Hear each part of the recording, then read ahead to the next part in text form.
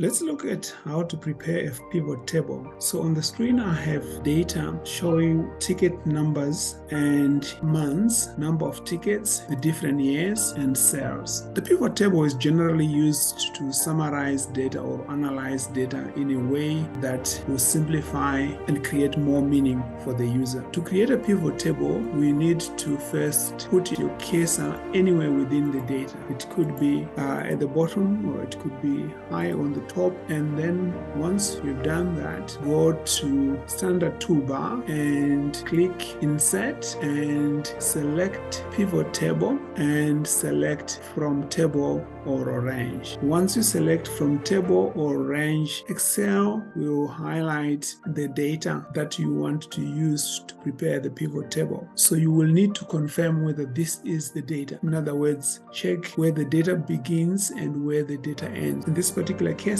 all is covered, so I then proceed to say OK, agreeing with Excel. It will open a separate sheet or a tab showing that the raw data will be on this side and the values will be along on this part and column fields will be on top. So let's analyze this by month. So in other words, let's have the month going down, so you select the month. You can either select by clicking here, or you can drag the month into raw data. In other words, you want the month to be in the raw column, and you can also indicate that I want the values to be ticket sales. So ticket sales will be in the values. You might also want to indicate what will the column be. So you might want to say the column will be the year. So the columns will be running across this spreadsheet. So there it is, the pivot table, the grand total, and the years running, the year and the